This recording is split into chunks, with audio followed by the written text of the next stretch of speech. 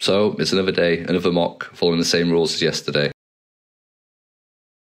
So this is the 5th mock I've built in a row, and I'll be honest, ambition got the better of me, and I've ended up with this. As you can probably tell, I've never tried to make a head figure before, and I thought it'd be cool just to make a zombie, mainly because I built these glasses, and then I built these crazy eyes and nose, and thought, oh, I'll make a zombie. You can see I've tried to do some hair. I've never had to make hair in Lego before.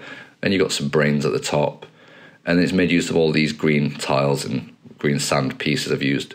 You can see the nose is 3D. It does stick out a bit, but maybe you can't see from just the top-down view. So it's 3D. The lips move, but it's very fragile, the lips and mouth section at the bottom. I do like the teeth. I think the teeth look pretty good.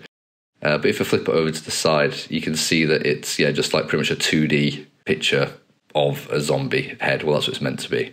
Originally, my ambition was I'll make a full 3D head, and I made this big cube, and it was massive, and it would have taken me weeks to try and do a head from scratch. So in the end, I sort of compromised and thought, right, let's just go down to do a basic head shape. And I mean, this was hard enough to get done. But again, consider I've never tried to make a face. I mean, the proportions and the scale and everything are maybe not a human head, and you can see the back's just a mess. I put some bricks there just to hold it up so the bottom didn't keep falling off. But it was fun to try and build something completely different to what I've done before. If you looked at the other 4 days, it's been buildings, like diorama scenes, and like a camera. To actually try and make a face, it was very different. And it was quite frustrating. You can see here, the idea was to have some glasses on an angle, but they hardly hang on. The glasses get falling apart.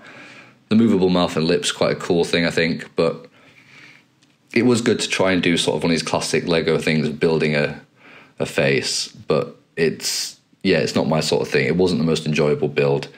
By the end, I just wanted to get it finished. I think that's why I've ended up with this pretty fragile looking zombie head. And here it is. If you want to see the scale next to the guy from my first build, minifigure next to it. It's an attempted zombie head, and that's what I came up with. Next, I'm going to look at why I've actually been doing all this and see if I've actually improved and what I've discovered, if anything, over the course of these 5 builds.